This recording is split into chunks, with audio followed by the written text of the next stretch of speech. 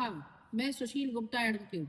आज हम बात करेंगे एक ऐसे विषय पर जिसे सुनकर कई लोग डरते हैं लेकिन जानना भी चाहते हैं। तलाक।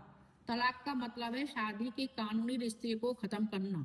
ध्यान रखिए, सिर्फ झगड़ा या अलग रहना तलाक नहीं कहलाता है। जब तक कोर्ट तलाक का आदेश नहीं देता, शादी कानूनी रूप से बनी रहती है। यह समझना बहुत जरूरी है कि तलाक कोई अपराध नहीं है, बल्कि एक ऐसा रास्ता है जिसे कानून देता है ताकि पति और पत्नी दोनों अपने जीवन को सही तरीके से आगे बढ़ा सकें। तलाक के कई कारण हो सकते हैं, जैसे घरेलू हिंसा, मानसिक या शारीरिक क्रूरता, पैसे या दहेज के चलते उत्पन्न तनाव, अवैध संबंध, लंबे समय से अलग रहना या आपसी विश्वास की कमी। कभी कभी शादी में प्यार कम हो जाता है और रिश्ता निभाना मुश्किल हो जाता है। ऐसे मामलों में तलाक ही सबसे सुरक्षित और सही रास्ता होता है। यह फैसला हमेशा समझदारी और शांत मन से लिया जाना चाहिए। तलाक दो प्रकार के होते हैं। पहला है आपसी सहमति से तलाक, जिसमें पति और पत्नी दोनों मानते हैं कि अब साथ नहीं रह सकते। इस तरह के तलाक में संपत्ति, बच्चों की कस्टडी और भरण पोषण जैसे चीजें दोनों की सहमति से तय कर ली जाती हैं। यह प्रक्रिया जल्दी और आसान होती है और दोनों पक्षों के लिए सबसे कम तनाव वाली होती है। दूसरा प्रकार है विवादित तलाक, जिसमें केवल एक पक्ष तलाक लेना चाहता है और दूसरा नहीं।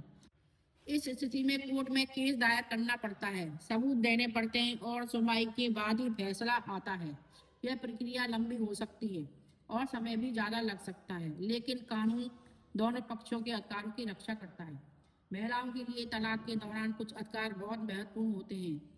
इनमें सबसे पहले आता है भरण पोषण, यानी कोर्ट यह तय करती है कि पति को अपनी पत्नी और बच्चों को खर्च वहन करना होगा।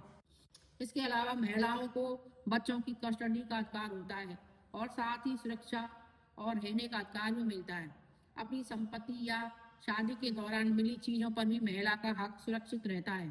पुरुषों की ये भी ऐसे ही अधिकार हैं। उन्हें झूठे केस के बचाव तक हक होता है, बच्चे की कस्टडी का हक होता है और अपने पक्ष में सबूत पेश करने का पूरा मौका मिलता है। कोर्ट हमेशा निष्पक्ष सुनवाई करती है और दोनों पक्षों को समान अधिकार देती है।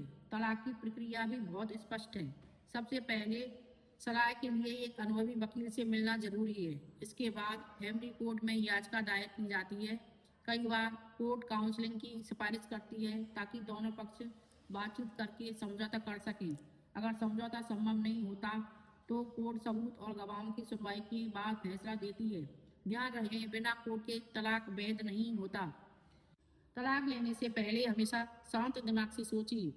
गुस्से में या इमोशन में लिए गए फैसले अक्सर परेशानी बढ़ा देते हैं। कभी कभी बातचीत से रिश्ते बच सकते हैं और कई बार अलग होना ही सही और सुरक्षित रास्ता होता है। तलाक केवल शादी को खत्म करने का नाम नहीं है, बल्कि यह एक ऐसा तरीका है जिससे दोनों अपने अधिकार सुरक्षित रखते हुए जीवन में आगे बढ़ सकते हैं। अगर यह जानकारी आपको उपयोगी लगी हो तो लाइक करें, शेयर करें और सब्सक्राइब करें। जय हिंद, जय भारत।